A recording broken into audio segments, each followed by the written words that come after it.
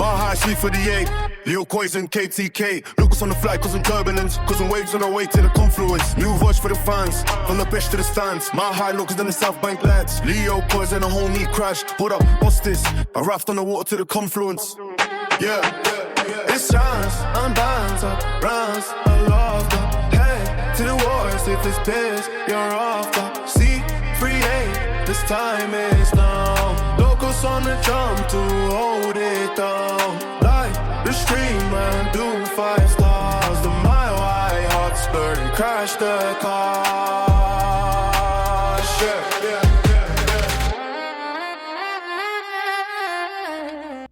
Yes, you filthy animals. Welcome back to the Confluence. My name is Leo Coys, the Mile High Hotspur, and I'm joined today by my homie, the driver of the Daddy Shuttle, a certified rapid sicko, and the co-host of this podcast, my homie KTK. But before we get to Crash, you guys better hold up because we have somebody else rolling with us on the raft. He brought his paddle as well. My homie Jose from, let me just break this down. My homie's the official voice of the Rapids en Español. Jose, being you're making the debut. I'm gonna go to you first. How you doing, homie? I'm doing great, my man. Great. Thank you for having me here, Leo, Crash. It's a pleasure to be here with you guys. I usually don't do, shows in English. I'm gonna try my best, see how it goes. But it's truly a pleasure, just to be here with you guys. Let's go. Crash. Talk to the homies. How you doing? No, I'm doing great. I'm happy to have Jose. Thank you so much for joining us. We love the insight from others, and especially for you. I was telling Leo before that I love the passion and the way that you bring energy to calling those games and being that voice. That my español es muy poquito, so I do my best, but I do appreciate it. And so thank you for everything that you do to spread the word to our Spanish speaking audience for sure. And just happy to have you with us. Oh, thank you, Crash. This is something that I do, with a lot of passion. You can ask Leo. I did this way before I even started making money out of this, so I'm really, really proud, that people like you actually get to recognize, that effort that I do for the team, for the community, for the, for our Hispanic people who actually deserve, to listen to their team in their language, because living in another country, it's already hard enough, and actually to support your team and to be able to listen to it in their own language, that must be, very meaningful for those people. So, yeah, I truly love what I do. I truly love the club, and I truly love, the passion, that people put in it too. So, yeah, it's an honor. It's an honor. That's what I'm talking about. My homie Jose is a triple certified rapid sickle as well. Welcome to the show, and welcome everybody listening, my homies. Look, before we get any further, I just want to say big up to everybody tuning in. Big up to everybody that helps make the Rapids game day experience fun and just being there at the stadium. And just everybody that takes time to tune in to the Confluence. We're doing it. This is our 11th show that we're doing now, and we're moving right along with it, my homies. We have a good show for you guys today. We're going to be talking about that wild Toronto game. I don't even know if I want to get into it, but we have to. And then there's also a bit of news that the mothership has dropped. The Rapids putting out a bit of their survey results with the Rapids Crest. Some news about that. We're going to dive into that. And of course, we're not going to leave before we talk about the upcoming game, where we're going to be back at Dick's Sporting Goods Park to cheer on the Colorado Rapids. My homies, let's start with that game against Toronto. And it was, to say the least, it started off pretty slow. For some reason, I don't know how, but the Rapids ended up the first half with the majority of the possession. Zack Steffen had to come up huge for us pretty early on in the game. And we also went down by a man fairly early. I want to say it was like in the 34th, 33rd minute, where Jackson Travis just barges into the Toronto player. At first, I think it was just the yellow card, but then that pesky element in football that we just love to hate. VAR comes into play, and they end up sending the young man off. And I'm not gonna lie, my homies, during the watch along, I thought that was it. Like as soon as that happened, I thought we were gonna just it was a chance for us to capitulate. I mean, whenever you go down by a man, especially on the road, it's not a good sign. But we made the substitution, brought on brought on the veteran Keegan Rosenberry, who was instrumental to the Rapids getting their big opportunity. Played on, I think it was Wayne Frederick, who got taken down just outside of the box, and that led to a great free kick opportunity from Paxton Aronson to step up, and we go up by the goal. Jose, when you see the goal go in, what are your thoughts, bro? Well, first of all, just let me break it down. What were your thoughts just leading up to that action? Jackson Travis going out, going down by the man, the Rapids not giving up and fighting, somehow squeaking that goal. You know, the red card, given up by Jackson Travis, I think it was like really, I don't know if he deserved it or not, but the foul was there, like he committed the foul and he never played the ball, which was actually very clear, for VAR, just to, switch or, change that first decision, that the referee had. So Yeah. he just opened up, the door for the next red card and, for the next yellow cards, that actually affected the whole game, for the Rapids. So, that red card, like I just definitely thought, just like you did, that the game was already over, that we were just gonna try to, hold up, in the back, try to just protect our net, and just try to make the game as long as possible. But then at the beginning of the second half, we were actually, benefited by VAR as well, with that foul Yeah. against Wayne Frederick. So, it kind of made it even. And then we just took advantage of that momentum, the whole momentum just switched in our favor. That free kick was, truly amazing, and then the second goal is just uh I would say it's the rapid sprint of how they play offensively. Those quick transitions from defense to offense. Rafa Navarro doing his own thing. He's just an amazing player. We're just so lucky to have him. And the player, who actually scored the second goal, Keegan Rosenberry, I think he hasn't been appreciated enough this year. When Reggie Cannon went down, I really thought, that Keegan was going to step up, and he hasn't got his chance, because, even though with Reggie Cannon, being down, Jackson Travis is actually still playing as a right back when, his actual, he's not right footed, naturally. So Yeah. that makes it even a little bit more, you know,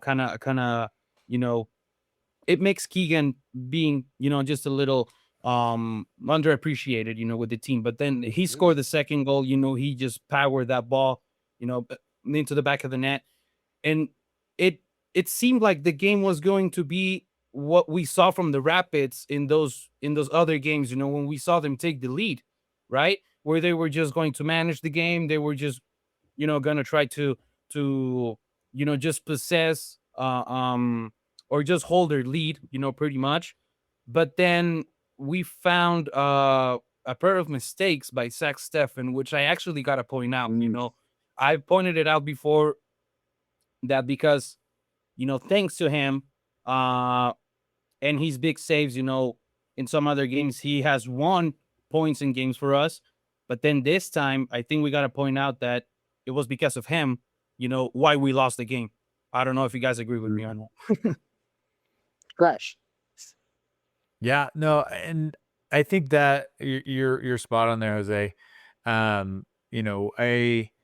was actually really impressed with the response and how the team really came together, despite the red card at the beginning. There was some moments there that they were kind of finding their footing, but we we're absorbing pressure really well. We were playing, really well, even with the man down. And I think, the adjustments, felt bad for Dante Sealy because I think he did start the game off really well and he had to, Yeah. get pulled off there in that early on for Keegan to come in. But, one, I'm looking at Matt Wells making some solid adjustments to the squad that really worked. I never saw at any real moment that Toronto had taking control of the game, even though they were up a man, which for me was a really, good sight to see. I think there's a good, in the past, you could have seen that happen. And it, even against a Toronto team that's, not, overtly dangerous, but, they've been playing with good form lately and they have some good, attackers up front that can be dangerous. Right. And so I was really excited to see, okay, we're actually playing this game well. And then going into that or coming out of the second half, seeing that, that connection with Rosenberry and Frederick to create that chance at the beginning, it was just kind of capitalizing on that. And I was like, that was, at that time was a man down, which was even better. And so we were creating chances a man down. We get that red card, we get the goal in. I mean, and then I'm like, okay, this is a game that we're actually playing well. And anytime you see a Keegan Rosenberry banger from outside the box like that, you got to have a smile on your face. I agree. He is an unsung hero on the team, not really getting the captain's armband like he had last year, even though he really is a leader on this team. And so I appreciate that shout out too, because I really like Keegan. He is Mr. Rapid. He is the, kind of that person that you want in the locker room, training and leading these young kids. Having him come in and really play a very solid game was a sight to see. And I actually, he's going to have to get a start this weekend because I don't think we have any other fullbacks, which we'll touch on a bit later. But yeah, I going into that, I was like, this is great. But like you mentioned, Zach has won his games and he has also lost his games. And I'm not sure what the mentality was, but it was really that I saw. It wasn't that he was playing poorly. I think he had some good stops and he did this thing, but it was lapses of judgment for him, or taking his mind out of the game or whatever it might have been. That shot, that the first goal from Toronto was an easy save that he didn't think was going where it went, and it ended up in a corner because he was, not prepared for it. And then the own goal, which is absolutely egregious in my mind. You got to play that ball in a way that you control it. He was, I know that these are professionals. I know he's a good player. But you get lazy on those things and that happens. And that just shows that you shut your brain off. You weren't focused on the game. You were just thinking, oh, this is just an easy touch. And next thing you know, it's in the goal.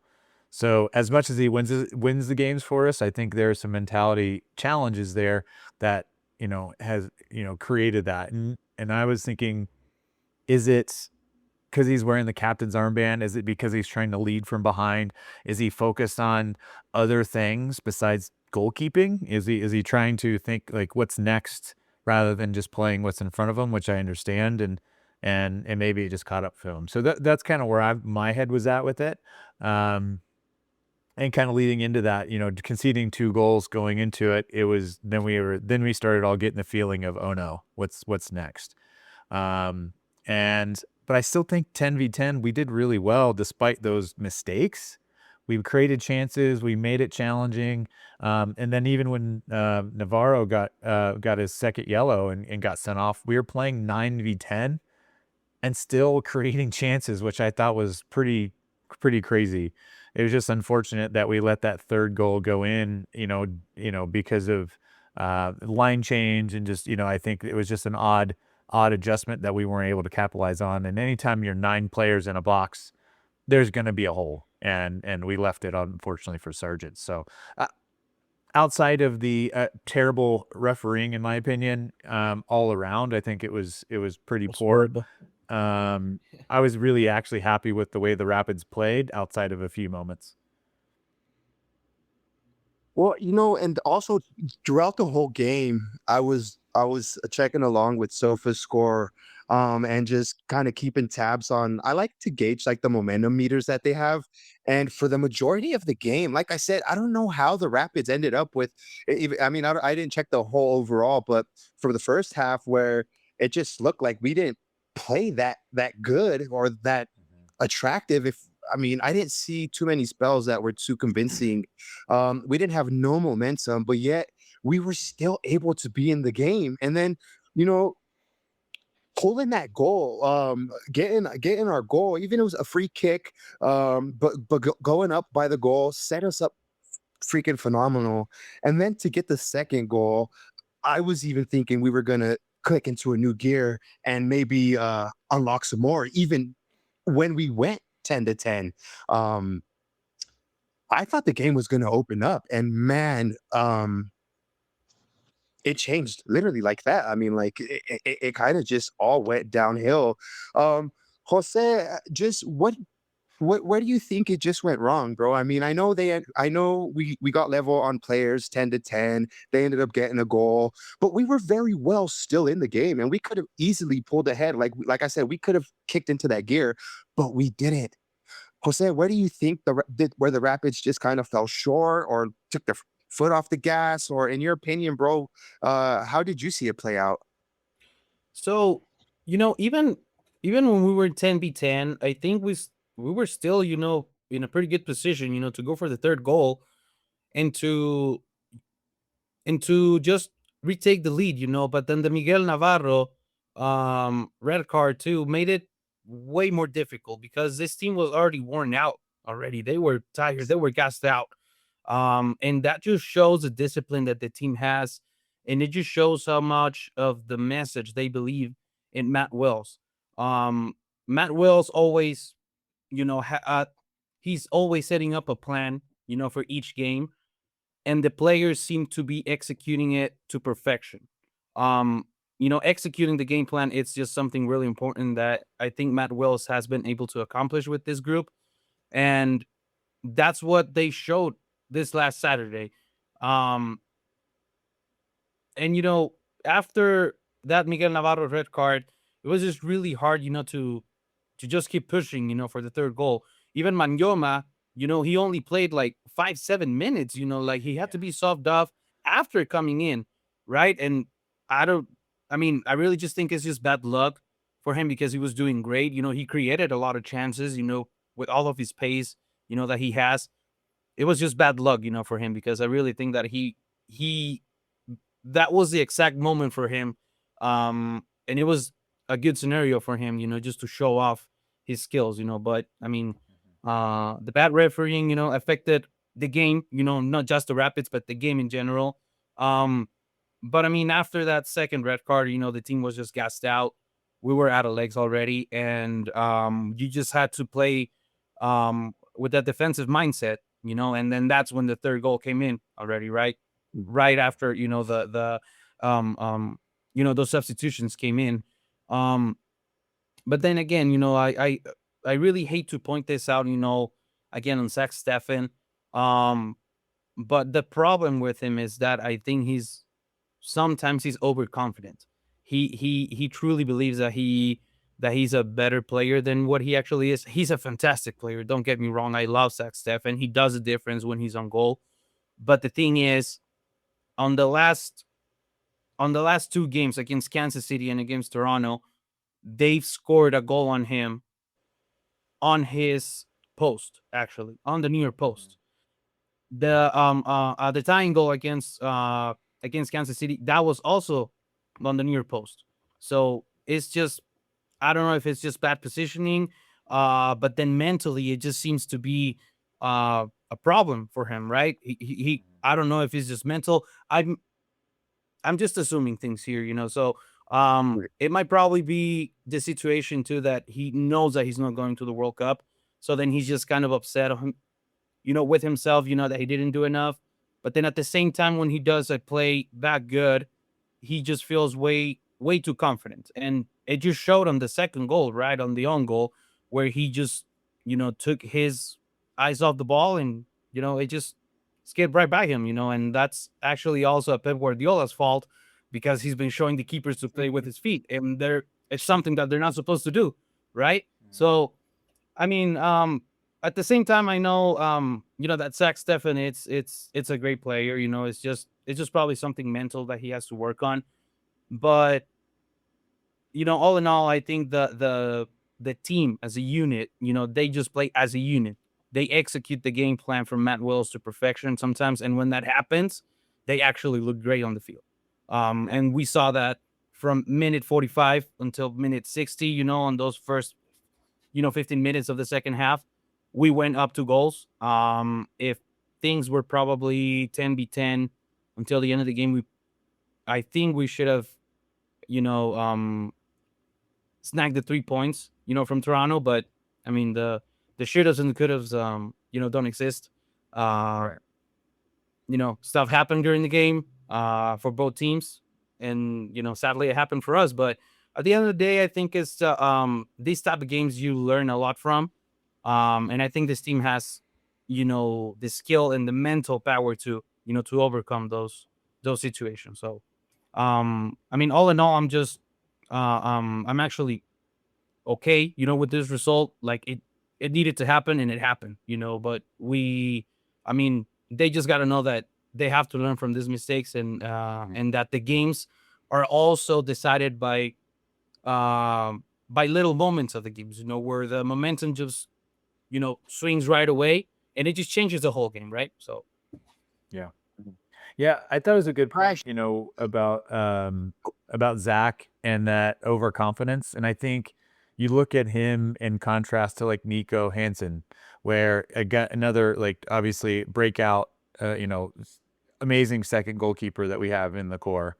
But yes. one of the things I feel like Nico, where he plays better, is he plays simply, right? He's not playing above his ability. He's not trying to do things complicated. He's doing all of the elements that he's supposed to do very well, and he's not trying to branch and do more things than he shouldn't. And I think that's where I even struggled with concern with kind of Wells' system with playing out of the back when he got that start. And we saw it, I think, was it the Portland game when he got his first start, or Galaxy game? And he did have a couple mistakes. Yeah, Galaxy, right? And they almost had a shot on target. Luckily, he saved it because it was a bad touch, right? And it wasn't that he was overconfident. That's not his strength, is being a ball at your feet keeper kind of person, right? But he understands that, so he plays those balls simply, and he's not trying to overcomplicate it. Where I think Steffen is a very good keeper, but he knows he's a very good keeper, and he plays above where he probably should be at times. And I think that some of the mistakes that we've seen is because of that. So absolutely agree with you 100% there. Crash, and just looking back at the game, I know you said you went back and watched it. Probably, was it even a couple of times? I think that you watched it back.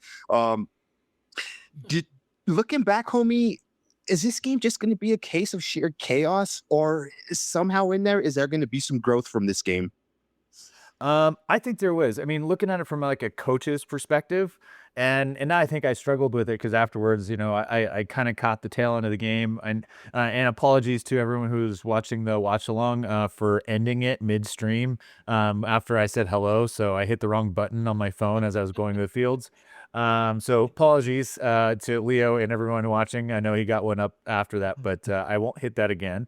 But yeah, I went back kind of post game, rewatched it, and listened to Wells, and hearing him in the post game presser being almost a proud coach, to be honest, despite the loss. I understood why, right? As a coach, the mentality, the way that they showed up, the way that they played, the way they made adjustments, the way that they still were pushing for attack despite the fact they were gassed, and it was obvious to see. Not to mention the thing that we don't talk about very often, but it was cold as hell in Toronto. It was windy. Mm. It was freezing. It wasn't like the pitch was frozen. I mean, it was one of those situations where it wasn't a fun place to play either. And those guys were out there putting in every ounce of energy they had. And some of those, like, Wayne, Hoffa, Paxton, I mean, playing, more than 90 minutes when you're, two men down sometime or a man down at times, right? Is not easy. That's a lot of open space. That's a lot of running. That's a lot of recovery. So, um, it just goes to show how much they, like you mentioned, they have bought into the system. They are gonna do what they have to do for Matt and the team, and how well conditioned they are. So for me, it just showed me if this was a regular game that we weren't down two men, I really think we would have just dominated this game. And so I think I look at it from that perspective. If it was 11v11 for the full term of the game, it would have been a really exciting game to watch, because I think it probably would have been maybe 3-1 or maybe even a 3-0.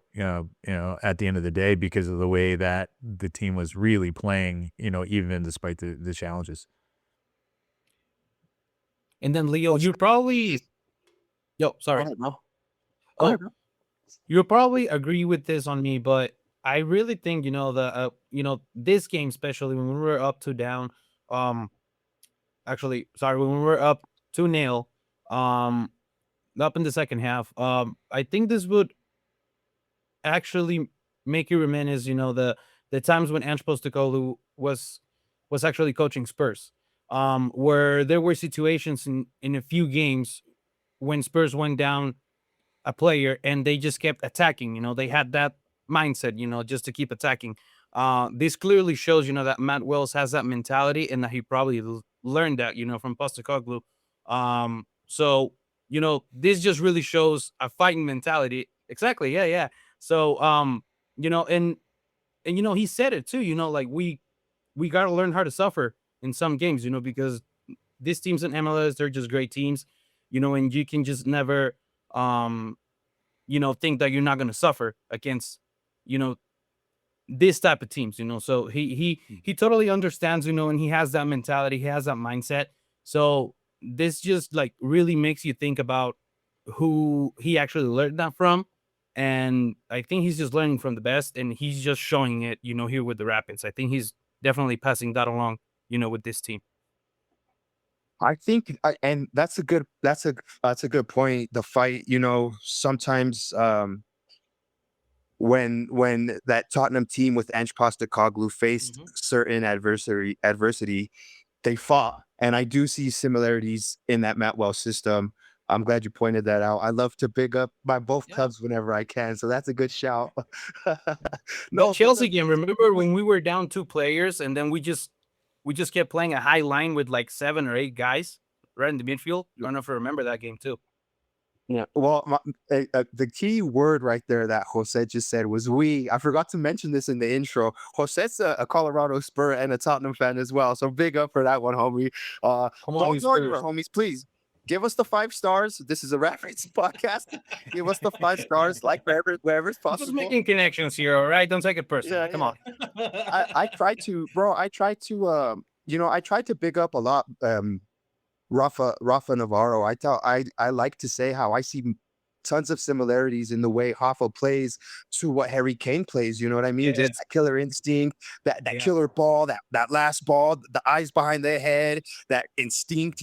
I see tons and tons and Yeah. tons of similarities between And the two Yappy players. So has I'm like glad my homies. Yappy has like Sonny too, because he knows how to play as a center forward, and then he also knows how to play, out and Great like as a shout. winger, Good and shout. he's really fast too. Yeah. So yeah.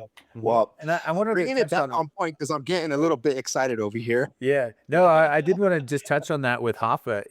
I think, especially this game, like all of the things you said, like he made it so hard for the Toronto backline. Like Walker Zimmerman was just getting destroyed. He made it so hard for them, and uncomfortable. They did not want him on the pitch. I mean, I think Walker And he got Zimmerman subbed off too. he ended up getting subbed out later. Because he was just a handful.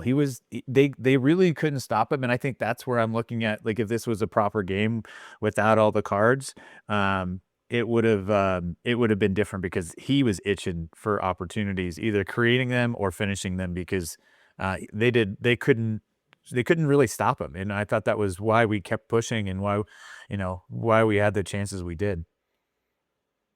Yeah. Well, let's talk a little bit about the positives, my homies, because there was still chance creation, and like we've touched on throughout this whole pod, it was chance creation, man down. So that's even better for us, you know. Not that it's better, but it shows massive fight and massive character.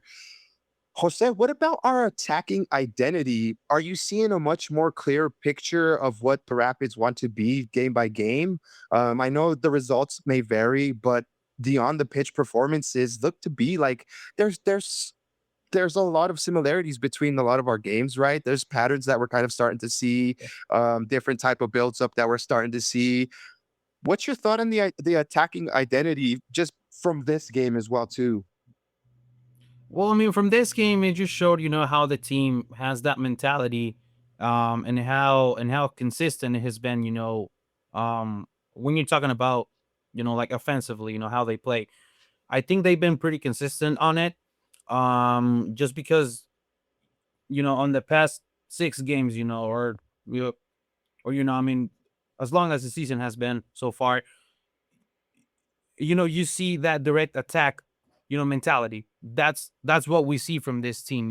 They they just try to do, like quick transitions. They try to do, quick passing, 1v1s, fullbacks going up to, on the last game you saw Miguel Navarro actually putting up an assist for a Paxton Aronson goal against Kansas City. And then on this one, you actually saw Keegan Rosenberry, scoring a goal, right? So that definitely shows you, about the design, the offensive design of this team, and I really like it. Matt Wells has really pointed out that he wants a team that looks menacing. When they're attacking, that they attack direct as well. And I think we even saw that last year, with Chris Armas, in the past 2 years too, where they trained a lot of the situations where it was 3v2, 2v3, and they actually scored, a lot of goals like that. And we saw that this year too. We saw that on the second goal against Toronto as well. And then we saw a few more against Galaxy here on the last home game that we played. So this this team definitely has that, that identity, and I actually really like it. They just been really consistent. What probably just worries me a little bit is that we're going like that we're just going to become a little bit more predictable just because, that's the way that we always attack. Mhm. Mm. Right, so what are your thoughts on that, homie? Yeah, no, I agree. I think, it's I think the key of it is the attacking side of it is really becoming more fun to watch, which I think from a fan's perspective, is going to get people excited, and they're going to, you're going to get eyeballs on the games. Despite the crate, I mean, we were the talk of the week for sure. It was unfortunate that we weren't on the other side of the score sheet, but it was, and I feel bad for Zach because he was the biggest talk of the week because of the mistakes. But I think at the end of the day, it was a wild game that, people are like, wow, this is something exciting to watch. And those who tuned in got to see the Rapids really push. And so I like that. And I think that mentality is really exciting. I think the key of it, and I think Jose, you're touching on it, is, maybe the downside is it will become predictable. But I'm also interested to see, with like the addition of like a Georgie Manungu, or, what other additions we can bring in, say in the summer window, that could make that attack even more dynamic and more exciting, with even more quality. And so I think, we've got some really good pieces lined up, coming and potential coming in that could really add to that, or some, the opportunity to add to that, which would just mean we're going to be harder to manage. We're also becoming a team who actually scores a lot of set pieces. If you actually look back into like the first 6 games of the season, we scored off a set piece against Portland, against Kansas City, and against Toronto. So 3 out of 6 games we've scored off a set piece. So that really shows also, that the team is actually really working on those. And that actually becomes an extra weapon, for the team when you become predictable, Absolutely. right? That becomes, just another weapon for the team offensively too. Well, and it's good to see it too, especially now that we knew Georgie was always dangerous when he was on a set piece or a corner, right? We knew that was a potential. But now, he left, we're like, oh, well, we kind of lost that. And it's nice to see it back, right? It's nice seeing that despite, somebody who was such a good free kick taker, that we're still scoring, on those set pieces, which I would think is great. Mm-hmm.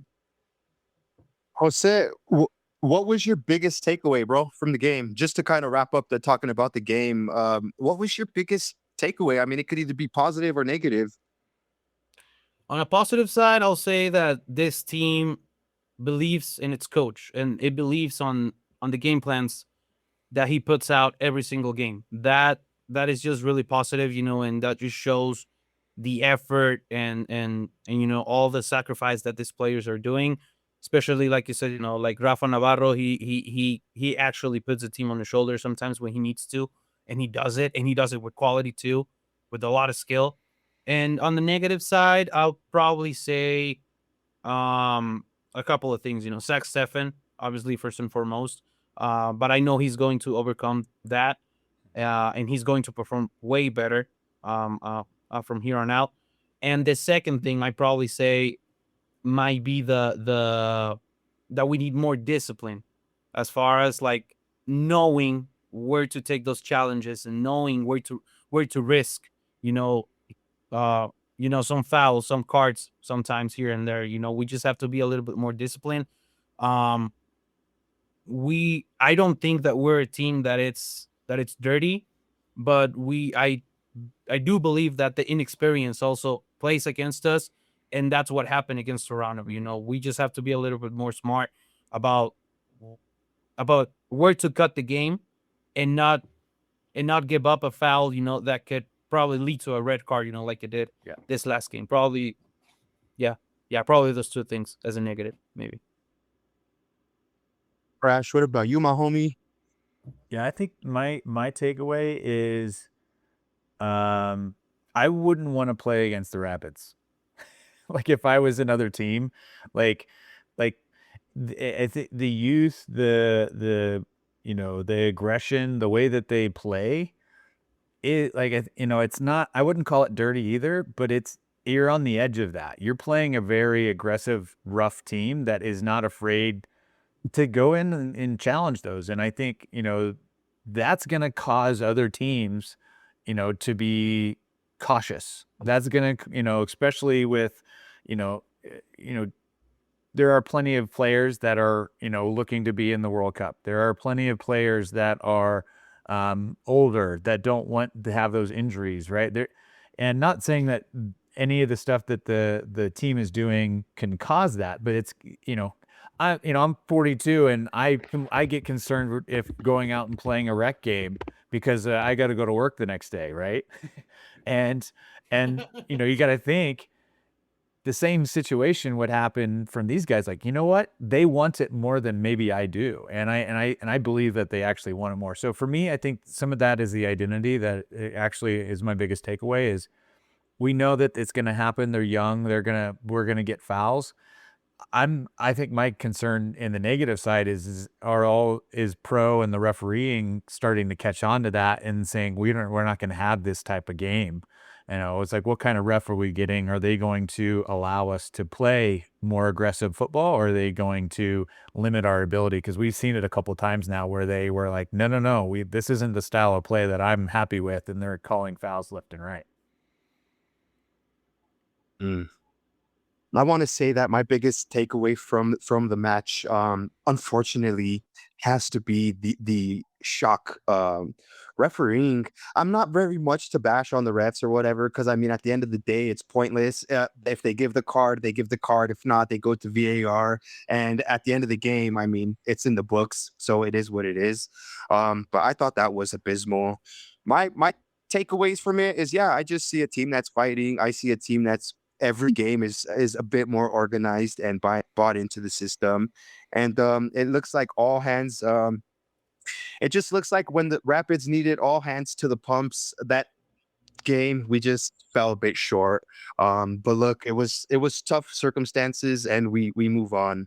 Um, I know the homie Jose is gonna stay with us just for a couple more minutes before he takes off. I have one question, and this is gonna segue into the next part of uh this episode.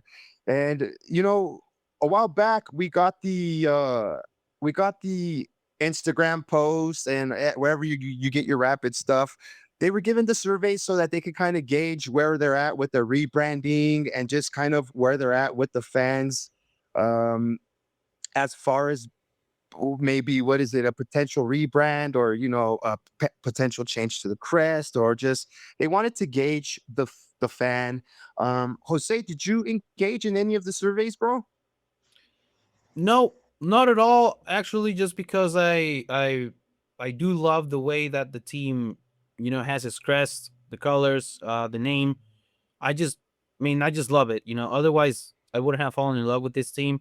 Hmm. One of the first things, that you actually need, to fall in love with your club, it's the colors, the crest, the name, and that actually represents, the team's history a lot. And, to have the same name since we were founded, that actually means a lot. We actually do have different colors now. But it was actually surprising, for good, that a lot of people responded. Probably, that's what I read. 90% of people felt actually identified with the team name, with the Rapids name. So that that actually means a lot. The rebranding. I don't know what they're gonna. I I really don't know what they're coming up with. As as much as like the crest, rebranding or something. But um, one thing that keeps me happy is that we're gonna keep the same name, and that we're actually gonna keep the same colors too. So I did not engage in those surveys, just because, like I said, I like the team's colors and I like the team's name just the way it is. I wouldn't change a thing about it. But if time is calling, for a few changes, let's see, let's see what they bring out. Yeah, let's see. Yeah. And then, bro, um, we're gonna talk about the game against Houston. You mind dropping a couple opinions about that? Maybe a prediction or so before you take off? It's a game that we must win. Especially here in MLS. I think being the home team, it's that's a great advantage, that you have to take advantage of.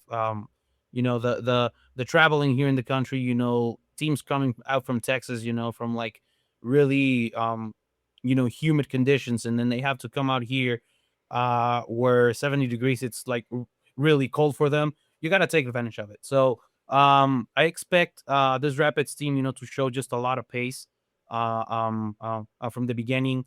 Um, this next Saturday, and I just really hope that we can, build off that that game against Toronto. I know that it was a defeat, but mentally, I think this team is going to come out way more stronger, because I know that we have important games right after this one. We have the Cup game and the Inter Miami game right after that, so a big result is needed against Houston. Um, and the Dynamo is not the same team that they used to be. They used to have a great midfield, with Hector Herrera. What was this other Brazilian player name? I really forgot about his name, but it was a really, really quick midfield that they used to have. It was really dynamic. They're not what they used to be.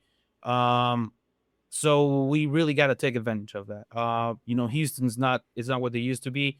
The Rapids are a way better team than what they were last year when we actually beat them 2-1 here at home. So I really do expect this team to win. Are we gonna score a lot of goals? I hope so. I'm not always right with predictions, but I think a victory with a 2-goal difference might be good enough. Let's go. Love it. Jose, bro, I'm gonna have to apologize. I'm gonna put you on the spot, bro. Can we get a call? I mean, a corner kick coming into the box, Lucas Harrington, icing highest, putting it in the back of the net. Is that maybe something we could get from you? Do you want me to like pull out, just an ad that I had here real quick? So the Rapids social media team, they actually posted this not too long ago. I think it was this week. So yeah, that's me in the background.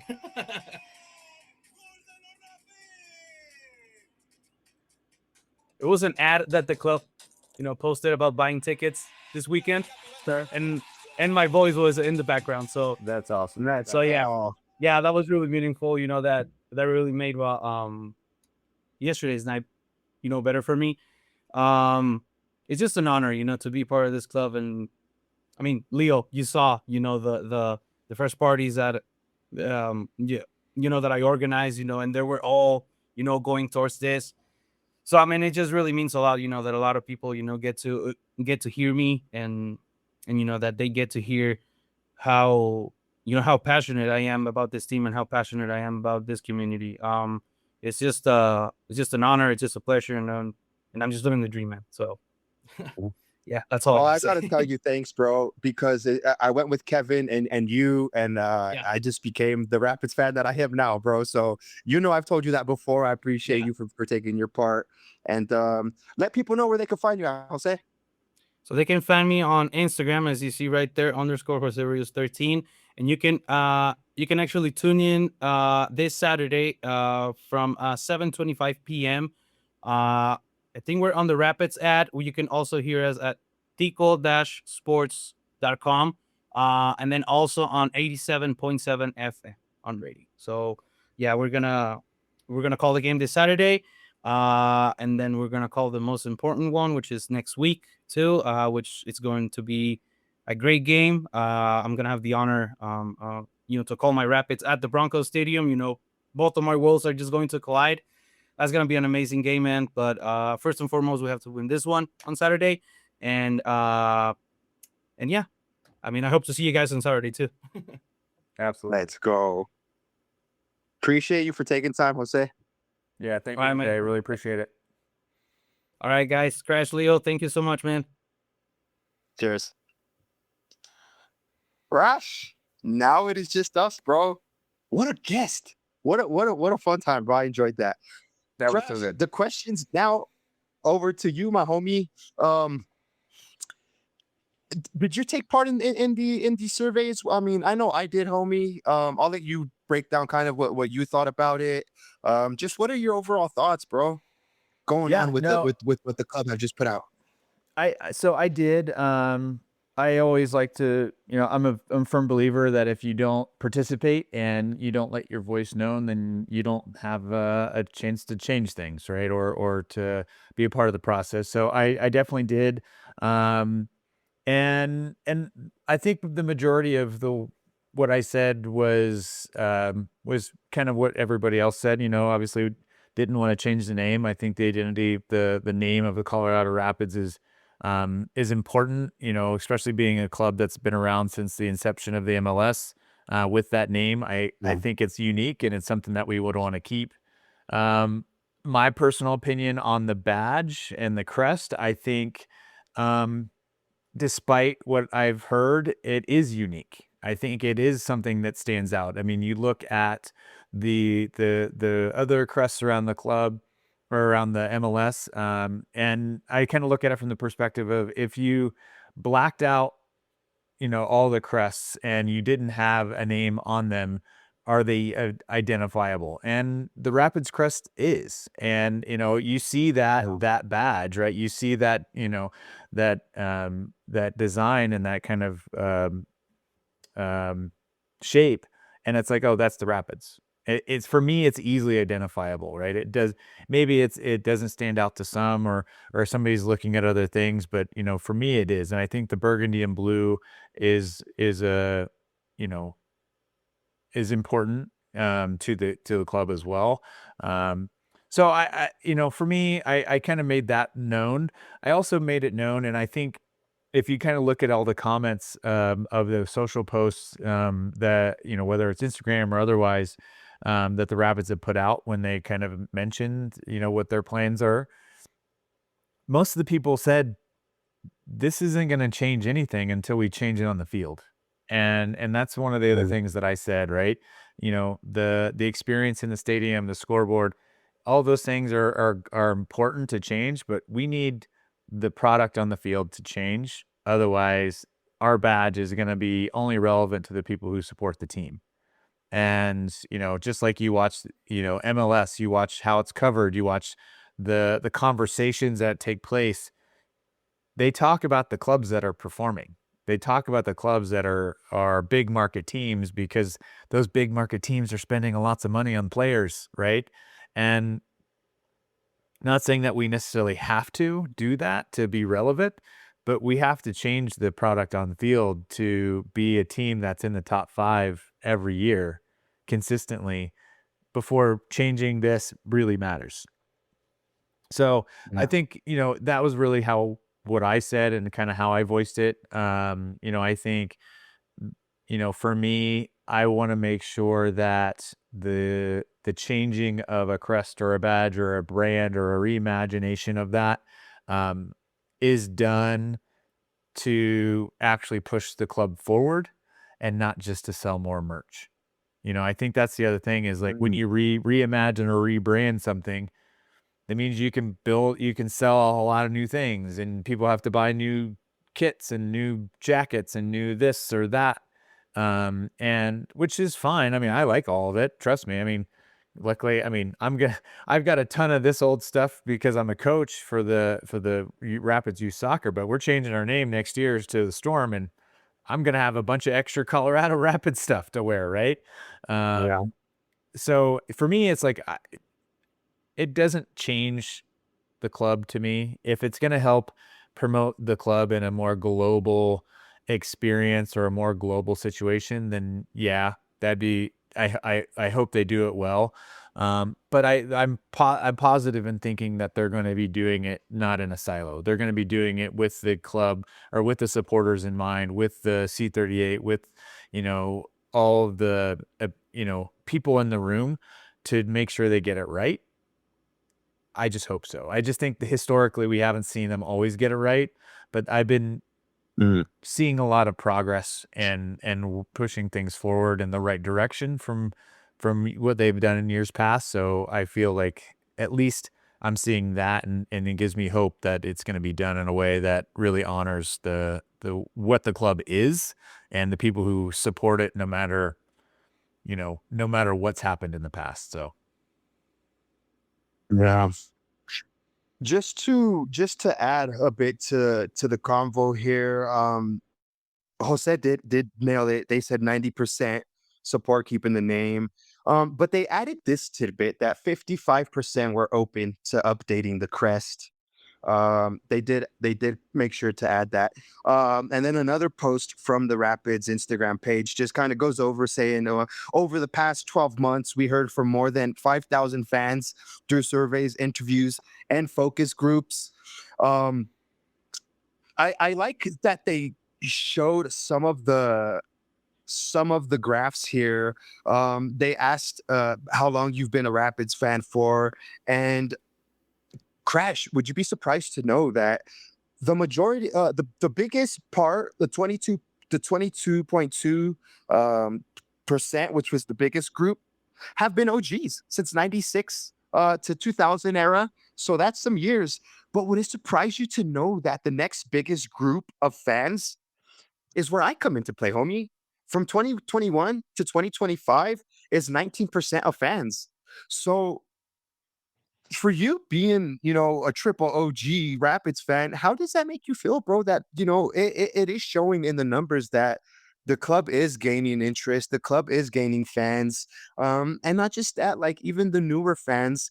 I mean, I don't mean to bang my own drum, but even I'm a testament how much I love this club, bro. And I'm able to now even provide a space to speak Rapids. You know what I mean? Like how much of an impact the Rapids have made. What do you think about that, homie? well, if you really think about it, and for me, I I started to become a Rapid fan really when I moved here 10 years ago, back in like 2015, and started following the club, here and there.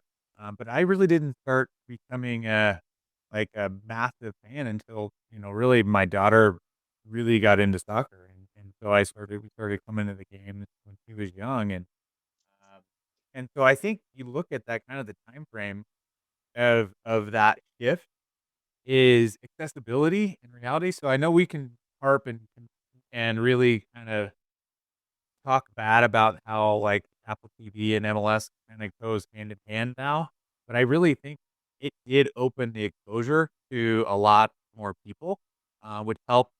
And you kind of look at that time frame when that switch happened. It really was around the same time. And, because before it was tough to find the games, and what channel is it on, and is it, can I watch it? Do I have the right thing, or what time is it on? And I think that shift really helped. So take it, good or bad, I think it really did help, you know, provide more exposure to more fans, which you probably saw that shift in some of the numbers there. Um, but, one of the things I thought was interesting, about especially about the Crest or badge change. That kind of note of 55% were open to it.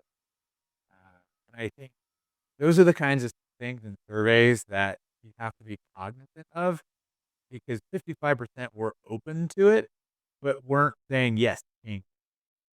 And Sir. so I think that's the key of it is like 55% are open if it's better.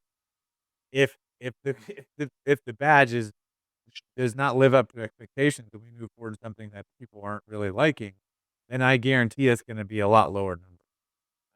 And so I think that's the key of it is I'm not saying that they're gonna get it wrong. I actually have faith that they're gonna really, nail it. But, it just goes like surveys are challenging and the way people interpret them can be looked at in two completely ways, right? They look at 55% and oh, that's a majority of people or over a majority of people are saying they want it to change. Or I could say, well, majority of people are interested in it or open, like could foresee it happening if it's done well. So, we'll see how it turns out. It's not going to happen for a couple years. I think, that's the other piece that people need to be aware of is, with the way Mhm. Adidas gets and things work, they aren't going to be able to change those. Those are pretty locked in even for a couple years out. So this will be a post World Cup, post, you know, schedule shift change that would come to fruition, and so there's ideally going to be a lot more adjustments to the way the experience and the club and the way that it looks and feels by that point, and hopefully we live into whatever that new branding is. We-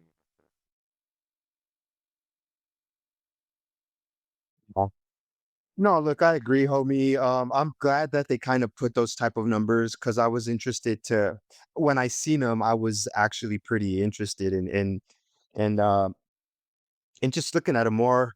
They also kind of went over through some age group ones, and just different stuff. I'm very excited to see if they do continue to try and push that or not. And I guess, yeah, only time will tell, Crash, what really happens with that. Dude, it's something that we've kind of just let slip under the radar. And the I think the morning after our last podcast, they did the US Cup draw. And Mhm. I was even gonna text you like, bro, how did we forget to even think about that? Like, so we drew against what is it, Union FC or something like that? I don't know why Omaha, I right? probably got it wrong. Is it Union Omaha, Omaha? right? Yeah, Crash. Talk to me, bro. We got an added cup game midweek coming up here in a couple of days, We bro. do. Yeah, Yeah. the next week. Yeah, Fast, next bro. week, Talk about it on April 14th, if I'm not mistaken. yeah, Tuesday. Mhm. Yeah, so Tuesday night game, midweek game. The challenge of it's gonna be the midweek game before the Yes. Miami game on Saturday. So, it'll be interesting to see what they do. Granted, they're a USL side, that we should beat. But we have a few injuries or, that we've got to deal with, which is challenging. But I would imagine that we see some of the, um, first team players that are really playing on R2. So like um, Billo Diop, or maybe KDP is probably going to get some minutes. I think some of these players that aren't getting the minutes that they might otherwise get are going to, make that squad. I would imagine Nico Hansen's going to get minutes.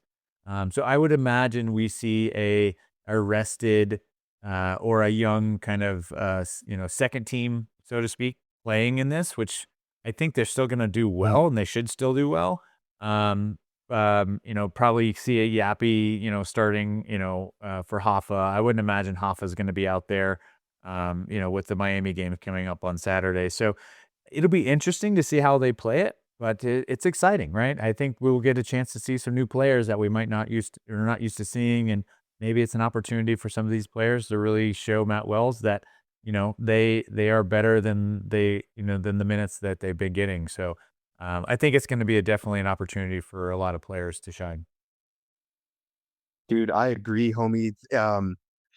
Some of these players that we haven't really been able to gauge with, or to, I guess, get full-fledged minutes in this Matwell system, that's gonna probably one of those games. I know we kind of spoke about um Wanyoma, kind of being the odd man out. And even I gotta big up Matt Wells for coming out and publicly saying, like, Yeah. his whole staff just feel bad for him because he's such a pro, such a hard trainer, doesn't deserve the lack of minutes that he's getting, but is just somehow always getting the short end of the stick. Crash, big up Manyoma for a bit, bro, because he's not been getting the opportunities. He's got a goal. He hasn't really looked that out of sorts, but we haven't seen him that much, Crash. Yeah, I at first I kind of thought maybe he was an odd man out in Wells' system, and he wasn't living up to something. So when Matt did mention that, and I did catch that as well, I thought that was interesting. I thought it was like, oh, okay, maybe I'm wrong here. And it's tough. It's tough to be that kind of odd person out, and I think with Georgie Manungu coming in as well, it's going to even make that more challenging for him. So I think Matt's gonna have an interesting kind of dilemma in front of him, is like, who is starting? How are they gonna navigate that? The depth that we have is positive, I guess you could say, but also a little bit undetermined. It's like, are they, how is he making those adjustments? I think, something like Wayne Frederick getting the minutes that he's getting, like, I can't deny he shouldn't be getting them, right? He's playing very, very well, compared to what we've seen him play in the past. So, I think Yappy on, coming off of international duty, which would make sense why he didn't start last week. Um, it'll be it's interesting. It's an interesting dynamic that we haven't had in a while, where we've had clear starting players, or we have had a clear like depth players. So I hope that Menyoma can get some minutes, and I hope he plays well, because some of the times I do feel like he's either playing to a level like, oh, this is great, he's creating opportunities, he's making it difficult, or he's kind of invisible, right? So he hasn't really been consistent, with the minutes that I've seen him. But granted, he hasn't played a ton, so I'm hoping that he can find some good form, and it makes sense for him. Yeah. Yeah, I mean, I was just when Matt Wells did bring that up, I was like, wow, he kind of went out of his way to make sure he said Yeah, that. You know what I mean? So absolutely. fair play. I can applaud that. Crash, let's talk about the game coming up, homie, because we're back at Dick's Sporting Goods Park this Finally. weekend. I have been itching, homie, to get back at that place, to get back with the homies, to be back in the South Bank, just being amongst the drums, the trumpets.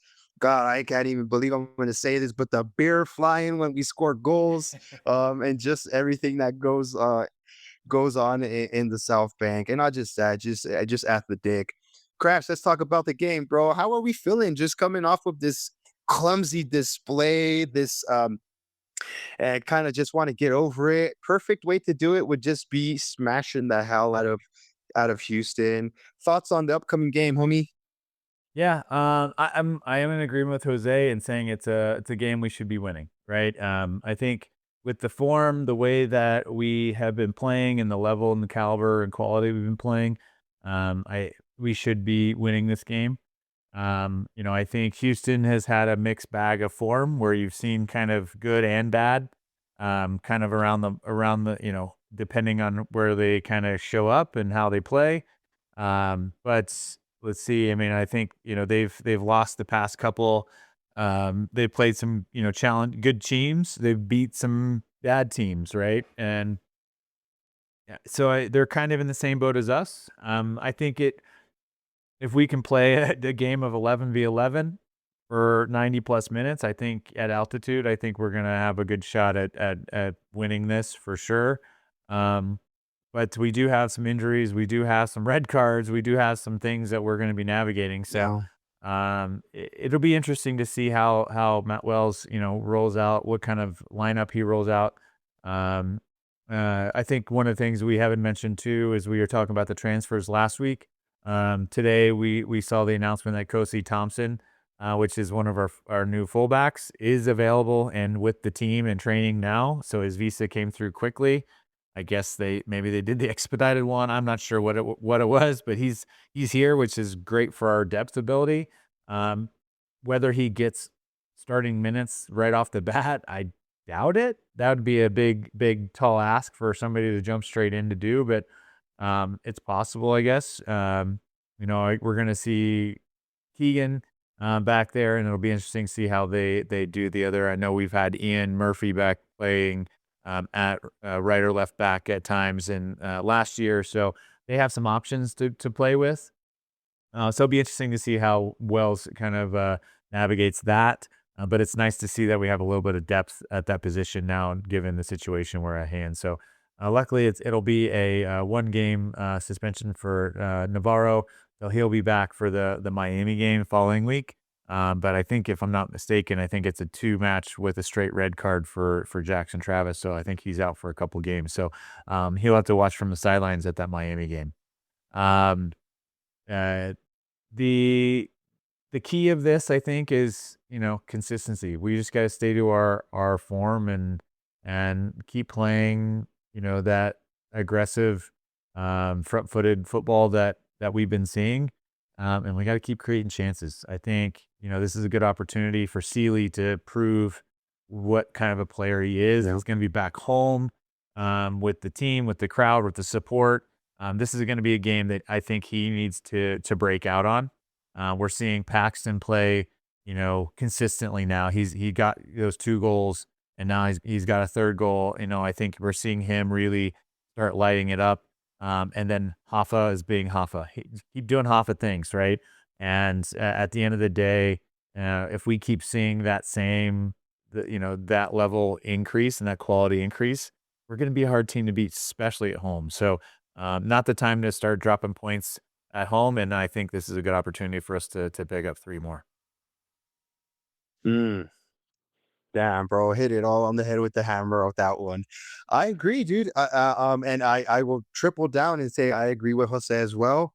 We need to walk away from this match with 3 points. This is definitely an opponent that we can definitely do. If we're on our game crash, we could pump them. But then again, if we want to decide to shit the bed at home, we could definitely get scored on. Because unfortunately, that's just what we seen last game. We've kind of seen, a mixed batch of a mixed batch of results is what I'm going for. But we've Yeah. seen similarities as to the performances, right, and to some of the stuff that's been going on. So, look, my biggest key for this game crash will be discipline. Stay disciplined. Yeah. Stay focused. No silly cards. Crash, you guys were banging this earlier. We're a physical team, and that's totally fair. By all means, I love that we're being physical. I love that we're being front-footed. I love that we're being heavy front-footed. But at the same time, we need to be conscious that, it does add up pretty quick. And we've already shot ourselves in the foot with Jackson Travis getting what could be the two match, and Navarro, who's out. So the last thing we need, Crash, is to pick up any type of injuries or any type of suspensions, any type of accumulation of cards. Especially, I mean, I know we're probably not supposed to keep one eye ahead, but you have to kind of keep one eye ahead when you got, Inter Miami and Messi and co coming up to such an important game. The last thing you want is to kind of walk into that game crippling. So this game is a must on all fronts, bro. A must game determination, must game to be focused, a must game to have the game of your season. And it'll just do wonders, bro. I think Silly has been showing some good qualities. I know he hasn't really been producing with like the numbers, if you will, but his actions have attributed to the Rapids being able to get some numbers. So as long as he can contribute that way, that's good. I back the home crowd to be all for it, my homies. We're gonna need the home crowd to be behind us because that South Bank can get rocking, my homies, and I hope that we can attack that way at the end. I don't know why these teams are coming to our stadium and they're attacking, they're making us attack our way first. I don't like that. That throws us off. Crash, any final thoughts? Anything you wanted to touch on before we wrap up, bro? Anything going on in Crash Land that you want to get out or anything? No, I think, this game will be interesting. I think discipline is the key factor, like you mentioned. Discipline in goal, and discipline in defense, discipline in how we go in for tackles and make challenges. All of those things are important. And, I don't want us to change that physical aggressiveness that we have as a team, but we have to learn to control that a bit more. And so I'm excited to see that keep getting better and better. I think again, we are already seeing it, but we're seeing this identity of a team come out, which is really exciting to see. So it's a good opportunity in front of the fans. We've got 3 home games ahead of us, which is exciting. I hope to make the Open Cup. Again, I have training on Tuesdays with my kiddos, so if I can wrap up there and head to the game, I will. But I will definitely be there on Saturday night, and I'll definitely be there on the following Saturday night as well.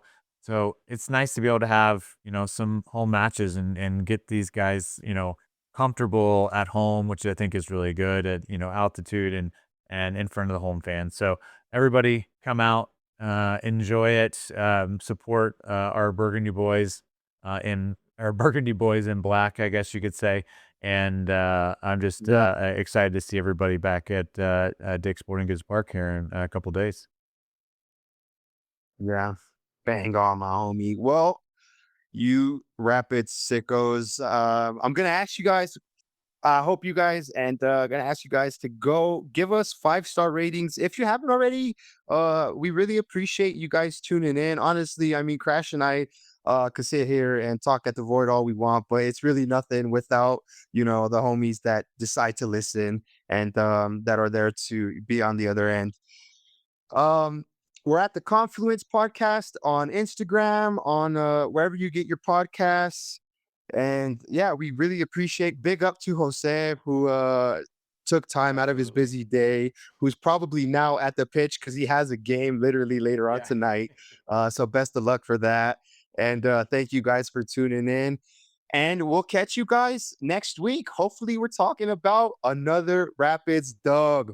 Let's go, baby. Up the Pids.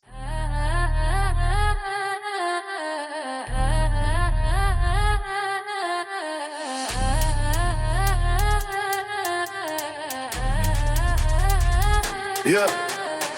My heart, C38, Lil Coys and KTK. Locals on the flat, causing turbulence. Causing waves on our way to the confluence. New voice for the fans, from the pitch to the stands. My heart, locals on the South Bank lads. Leo, Coys and the whole me crash. Hold up, what's this? A raft on the water to the confluence.